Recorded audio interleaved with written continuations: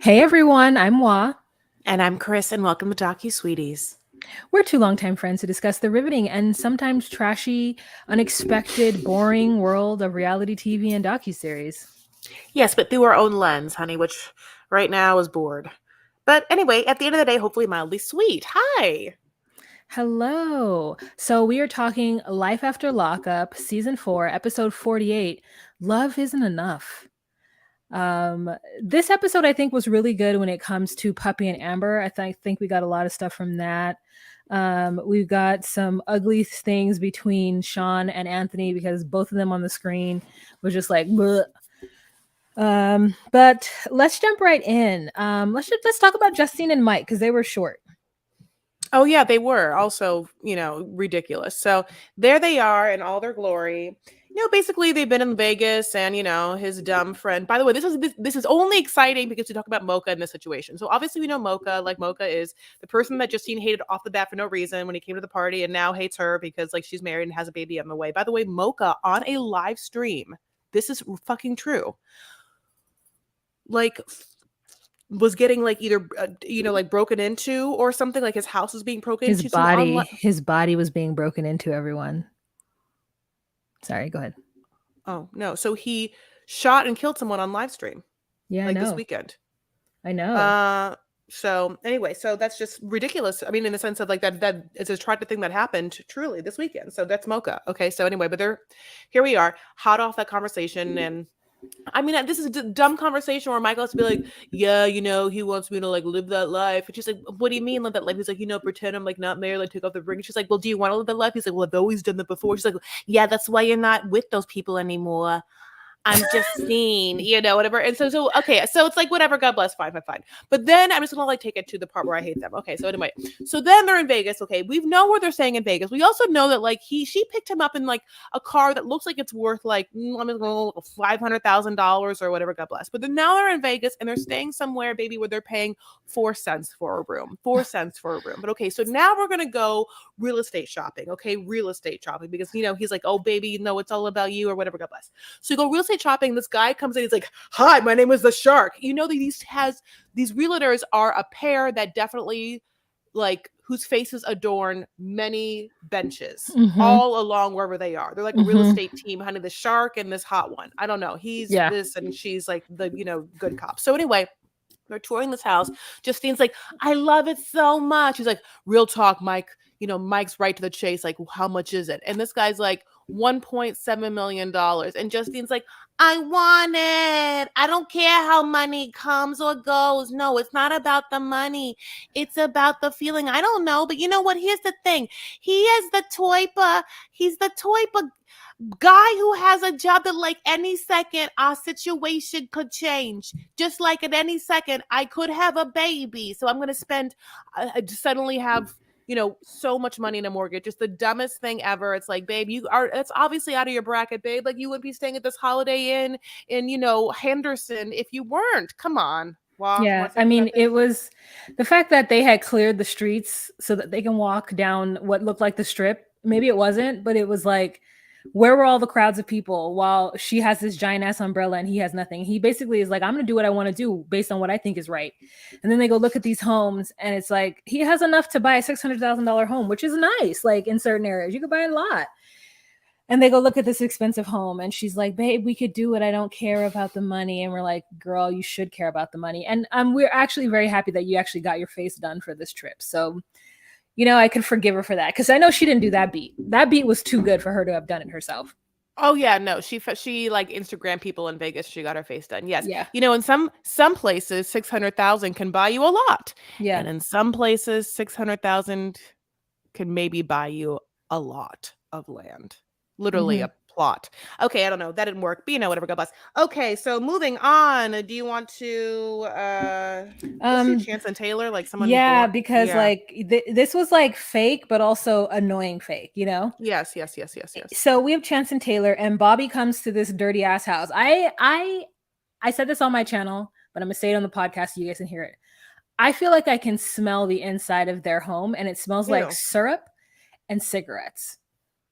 It smells like little kids eating like different types of, breakfast items that has syrup all over it, as well as like Chance chain smoking like halfway in the house and halfway outside of the house. So Bobby gets to the house, and I didn't even recognize her. Has she lost weight, or is her hair Yes. different? Does she have more tattoos or more piercings? I don't know. That Steph lip, lost weight. yeah, okay. So she lost weight, which is like good for her, but also what are you doing, and is it legal? And then the dog just jumps on her, and Chance is like, "Where are you guys going?" She's like, "I don't know. Where's Taylor?" And Chance is like, "I don't know, in the back fucking around or something." And I'm like, "You mean in the back, like literally raising your child, the child that you were so happy to have, yet you don't want to hold or take care of at all right now?" And he's like low key pissed that Taylor's leaving. Like he doesn't leave every single day, and he knocks on the door, a fake knocks on the door while Bobby and Taylor are talking, like two womb sisters, you know what I'm saying? Womb friends. He's like, knock, knock. So where are you guys going? And he comes in like really hot. And then Taylor's like, well, I'm taking him. And he's like, oh, you're okay. All right. Yeah, okay. Like as soon as he finds out that Taylor's taking the infant, he's into it. So he like, where are you guys going? And she's like, I don't think that it's any of your business right now. And he's like, oh, okay. So they go to eat like at some whatever place, girl, and like Bobby fully has like nachos or like nacho fries or something in front of her that she shouldn't be eating. So it was like, A, I want to taste that. B, she's like, I can tell on my sister that she's not happy. I'm like, this is how Taylor looks even when she's happy. This is what Taylor looks like. Read. So she finds out that Taylor's not happy. Taylor talks about this new girl named Tanya, and this old girl named maybe Jessica or some shit. Mm-hmm. And she like talks about how she uses the GMC app to track where Chance is, and she doesn't know where his ass is at. And he's over here doing this, he's over here doing that. And she just is insecure about it. So annoying. I'm probably telling this out of order. I don't know. At some point, she and Bobby decide to go and follow him and find him wherever he's at. And of course, he's like, this is all set up, right? He's not going to allow the cameras to fully follow him if he's actually cheating with the homegirl Tanya, Right. And they make it seem, oh, honey, they'll sharp you anytime they can sharp you. And I'll say that again and again. Like they'll have you believe that he's calling a woman being like, hey, meet me at the spot that we always like, at the special spot where I'm gonna fuck. Like you're just like, She's like, okay, yeah, bye. Yeah. Fuck. Anyway, go ahead. Next couple that we're going to talk about is Lindsay and Blaine. Listen, honey, here's the thing. They're just gotta get off the show, honey. Like there's some people that are too successful in life where I'm like, I'm happy for you, and I'm happy you're killing it. Don't want you to be in prison, and you're not watchable content. Not everyone is, and not everyone should be like dramatic, and you should just be like raising your babies. And that's how I feel about another couple that you can probably guess, and we'll get to them when we can. But anyway, Lindsay and Blaine, blah, blah, blah. I'll start it and walk and finish because I don't give a shit. But anyway, basically, they kind of like sharped us again. Where like we were supposed to believe that suddenly Lindsay had a goddamn breakdown and she like punched the whatever like garage for no reason, was like really upset and like calls her sponsor. I do feel like she has a nice sponsor who like hears her voice like, what's the matter? Whatever, like it made me happy. But basically Blaine says the one thing I'm actually kind of like mostly happy about. He won't say it to Lindsay's face. Like he'll say it in the confessional because he's afraid that this person will jump on him, which is basically this. Lindsay literally up until this fucking very moment just got out of prison, and I was there for her, honey, for her when no one was, honey, giving her a job, giving her a place to stay, giving her, yes, she gave me like a mild home for my penis, but that was only after I stole her from the person she was also giving a mild home for their penis for. But anyway, basically I did everything for her. Now and only now she's okay, doing okay, and she like wants to turn it around on me. Okay, well, go ahead. No, I mean, I agree. I think that she's right to be frustrated with him. I think that if you are not working and you are at home all day, then you need to clean. I don't like, listen, that is the way I feel. I don't care, male or female. If you are not working and you are at home all day, you need to clean, especially if you don't have children. And Blaine does not have children. He just has that dog and that cat. And if they just moved into a home and she's been like busting her ass all night, I don't think the last thing she wants to see is to come home and like see like the house in the exact same manner that she saw before she left. Because she probably thought, if I had time to stay here, I would have cleaned it. And I mean, I will never understand it. If you share a home with someone and you see a box and you know the box doesn't go there, move the box, put the box away, one at a time. So I get her in that respect. And I thought it was hilarious, like when she completely flips out on him and she's like, everything is on me. And I get it. Like, I think any person would feel that way if someone who they were working with didn't pull their weight. Like, even if they pulled their weight beginning, she probably feels like a lot of people do, that Blaine is the man and he should always have a job. So the fact that now he doesn't have a job, like, is no excuse for him to like laze about the joint. And so I want to know how many cars she has, because when he like tries to like fake leave when he's not supposed to leave, he's like, I don't want to do anything to put myself in jail, but times when a man got to do what a man got to do, and I want to leave. So he like goes out to leave, and she's like, you better not take one of my vehicles. Blaine, you better not take one of my cars, because I will surely call the police real quick and tell them that motherfucker is stolen, and you'll be back in the police before morning. And he then like turns around and goes back into the house, and she ends up leaving. And she fake packs everything. Like, girl, she did not. Those boxes and those luggages had nothing in them. They were too light for her as she put them into her vehicle. And she drove off and went to her mother's house. And she's cold-hearted, girl. Blaine calls her and he's like, man, you say over there, okay? I want me to rouse you, okay? And she's like, I gotta go. And hangs up on his ass. Basically, I just go into another boring situation and get them out and get them out of the way. Brittany and Marcelino, I can't even believe it. I just like can't do it. So basically, Marcelino's doing better now, okay? And then he has a curious situation with her son, okay? And the son's like, you know what? I remember when everyone was happy when you guys got. I don't know. Everyone sounds like Baby Justine. Okay, baby, this is not everyone. Everyone sounds like Baby Justine. That's what happens. But this kid's like, you were. It was nice when you got married to mommy and everything was happy then. And then they cut to the wedding, and I was like, you don't remember that. you were like barely blinking at that year. Anyway, so that's that. I can't even talk with them. It's so boring. Well, I want to say that Marcelino did a really good job of explaining to Giovanni about, what was up. He's like, yeah, me and your mom, we sorry. I should have I just snorted so close to the mic. Anyway. What we welcome. We have our emotions. We go up and down every day like you do. And so sometimes me and your mom, we're doing well, but don't worry, buddy. Like, I love you very much. And that's the only dad that little Giovanni knows. And we saw buff ass, hot ass Tito with a girlfriend, and then we saw skinny ass, tweaked out Tito get his ass body slammed on a coffee table by, do you remember that? No, you have to. Oh. Do you know what his dad looks like? Maybe you missed those seasons. I don't know if I did or not. I think they had 2 or 3, and I only watched one or I don't know. Boops. Yeah, not really. Okay. I forgot. Did we say the thing? I looked down the notes and I forgot that we forgot to say the part that made us really happy was when Chance was like, "What you like? What are you up to? Like breaking rules, like I always do." It's just such a thing. It's just such a stereotypical thing. Like if I wrote a book about a criminal that's been in prison before, it's something that I would make that person say, and you would be like, "Chris, you're so dumb. You're like." Never, whatever. God bless you. From Orange County. Like people don't talk like that. It's kind of like when what's her face in 50 Shades of Grey suddenly says capiche, where you're like, nah, that person wouldn't say that. But then that person said that. Anyway, God bless. Well, no, he also is like, she's like, oh, honey Jack, which I need to know what that is. Like a honey or double honey or something like that. And she's like, oh my God, he's like, that's lightweight. And I thought the same thing. I was like, that's such a high schooler thing to do. Like when you talk about how much you can drink and you have some kind of pride in it, when you get to my age and you are I hear anyone talking about how much they can drink, I'm like, you need to cut down. I'm really proud of myself that it only takes me 2 glasses of wine to get anywhere. And I think everyone should just say it takes them 2 glasses to get anywhere, because otherwise then you're doing too much.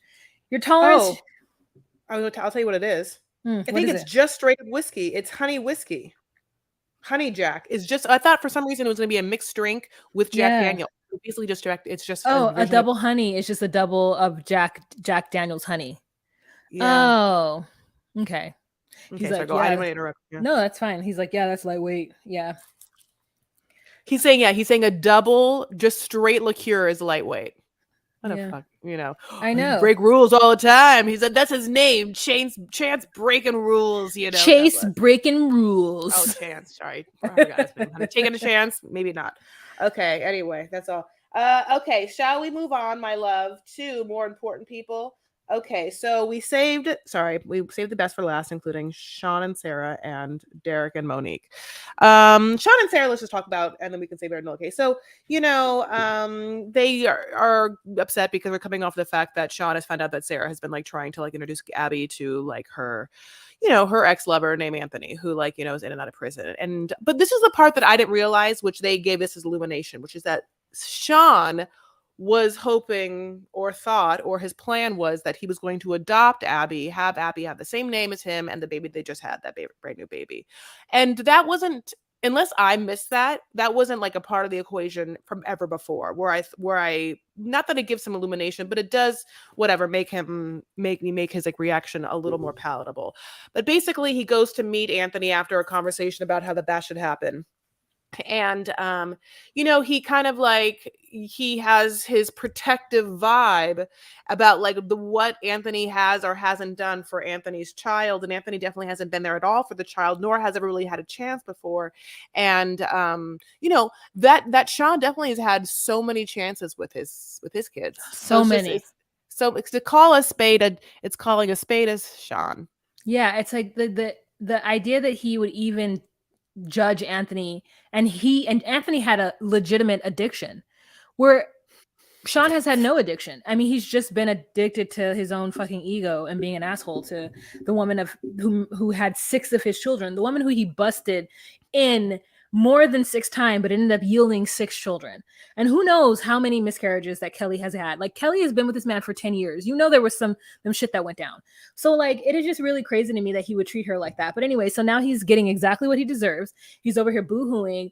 And Anthony's like, I see Sean and he's this old ass man. And I was like, oh yeah, how old is Sean? I mean, Sean is 48, but how old is Sarah? I don't know. I gotta look it up. And like, Sarah realizes that Anthony isn't right for her, obviously, because he can't get his shit together. And Sean is the most stable thing she will ever find in her life. She completely lucked up and like came out a completely different social class than what she grew up by marrying Sean. And so she's like, listen, I'm not going to go with Anthony, but Abby deserves to know who her father is. Which the jury is still out for me. I'm like, unless he's fully clean and has been clean for 5 years, like, does she need to know who her father is at this point? Like, he could disappoint her in any moment. And so go ahead. So what do you think of, basically what happens is, so when they meet, Sean also like doesn't shake his hand, and Anthony turns this into a whole ass thing. This is now like a sign of disrespect. And when he was in the yard or whatever, God bless prison, God bless, blah, blah, blah, like this, or if he was clean, he would have like beat him, blah blah blue, blah blah blue. Yeah. And I'm just like, nobody cares about your jail talk, like whatever. Like, you feel disrespected because when anyone talks to me about like yard etiquette or like jail etiquette, I'm like, that's not real. Like, it's real for you and it's real for the people who like live in there for life, or if you were a 10-year or 5 years, like, but like for you to come out of prison and hold anybody to those rules, like, yeah, I was so disrespected. It just feels like you're trying to hold me to like the behaviors of like a Sims character or some shit. Like, anyways, go ahead. No, that's it. So he makes a big deal out of that, and Sean ends up like going into the car and crying and leaving his full family there. Like, that's the part that made me mad, when Sean is like, man, that's all I got to say, and he walks away and he leaves Sarah and the baby. Like, I need for Sean to take his baby at the very least. Like, I just think it's so weird to me when men walk by their children and don't want to hold them. And I feel like Sean has given me a lot of that. Like, how are you going to walk by this? How are you going to like leave this? First of all, this baby is quite literally a quarter of the weight of your wife. So you would want to give Sarah some respite from holding this sumo baby. This baby is healthy and her cheeks are so cute. And I can't understand why Sean wouldn't want to pick his little doppelganger up and at least alleviate the mother from having to hold this child. Ugh. Who do you think knows their baby more? Who's held their baby more, Sean or Chance? Chance. Oh. You know what I'm saying? Whatever his name is. Did you say Chase? Yeah. Like, on accident?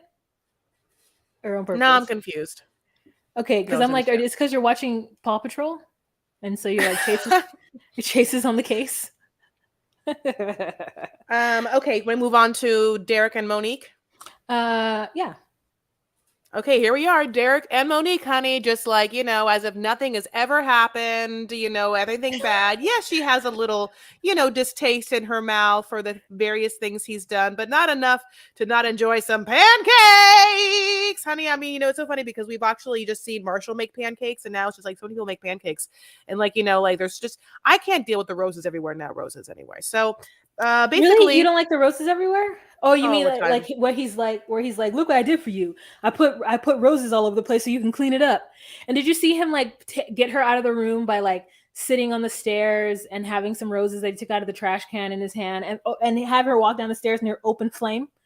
Those like she probably was like, why'd you burn my candles? I feel like Monique is the type of Black person that buys things and doesn't want to use them. Like my mother's the type of person who will just like buy candles and be mad that you light them because they're there for decoration and Yeah, she's yeah, not gonna yeah. buy more. But I mean, I That's guess the rub. yeah, I guess I kind of get it because like I have been buying fresh flowers for my home for like I would say the last 2 months. Like I'm just always constantly, anytime I go to any store, I get like fresh flowers. And I was like, oh, we can't buy any.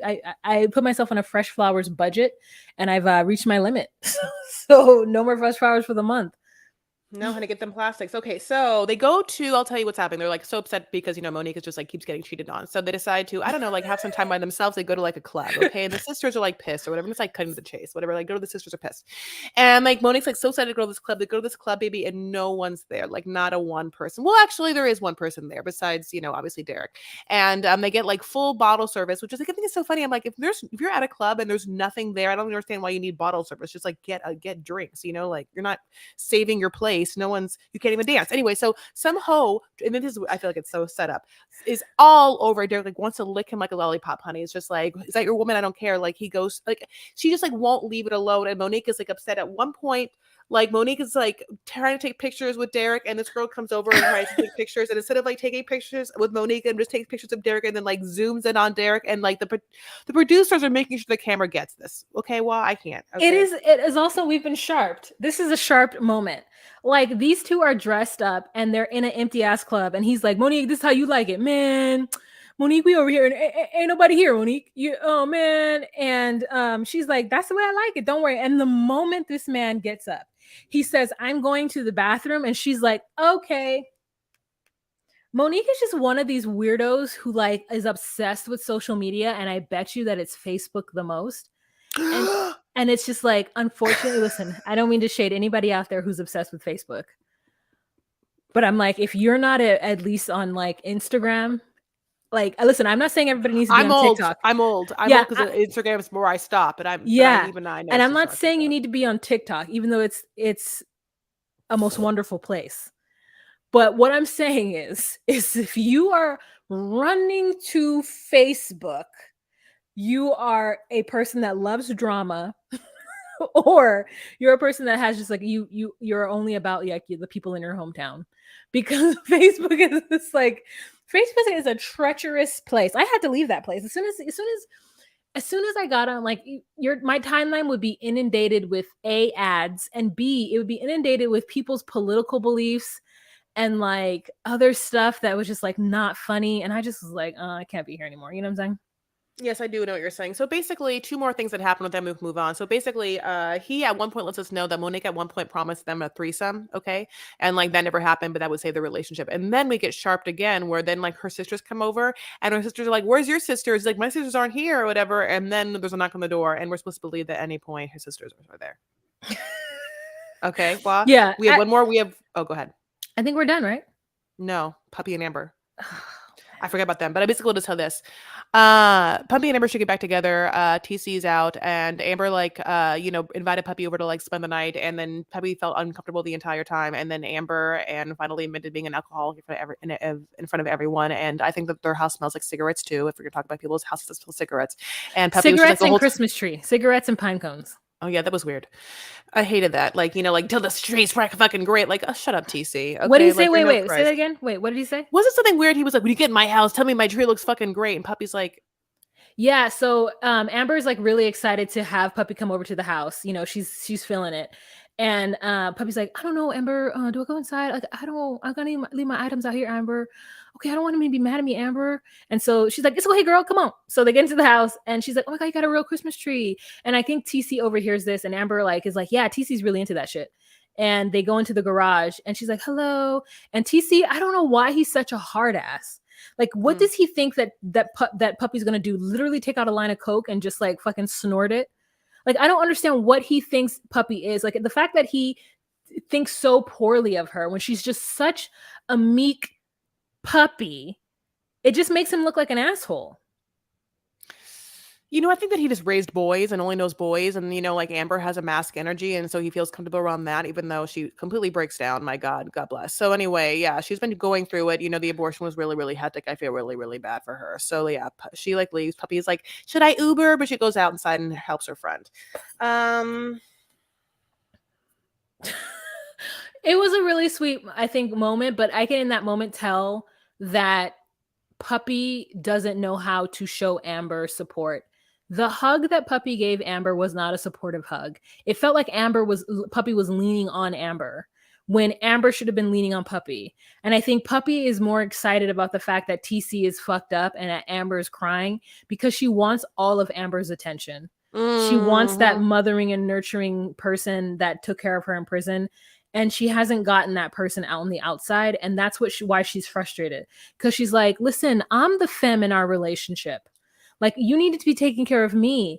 And I think Amber is like frustrated because TC has not shown her even when she says, all I need is to know that you're here with me and I felt alone, he's like, I just don't know how to respond to that, and continues to not respond to it. She's leaning over crying and he won't even come around and hug her. He just gets mad.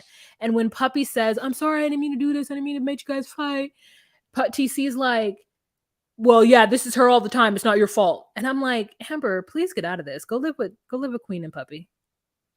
Yeah, when he said that, she's like, I wanted to be like, bitch, she knows. She's known her longer than you. Like, why are you telling Puppy what she's like? Yeah, I think it'd be nice to see them get back together and see if we could do round whatever with evolved peeps.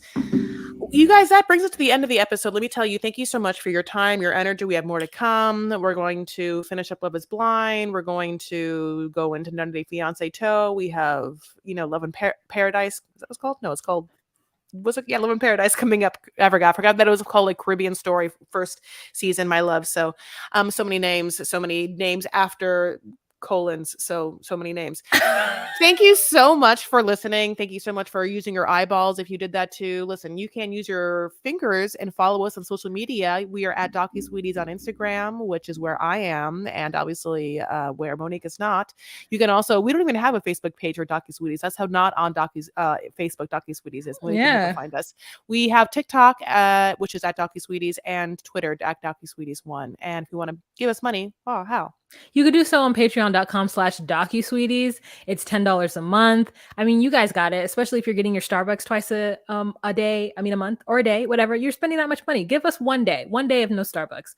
Give us your Sunday Starbucks. You know what I'm saying? And you get the visuals of what you're listening to the moment we drop it. You also get exclusives. I was supposed to go live and talk about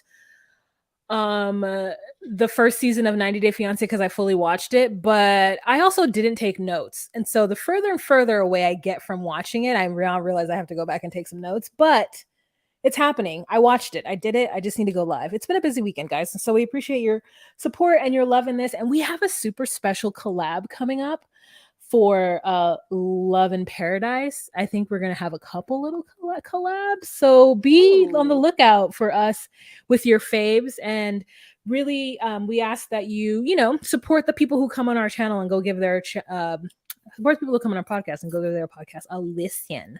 All right. We'll talk to you later. Bye. Bye.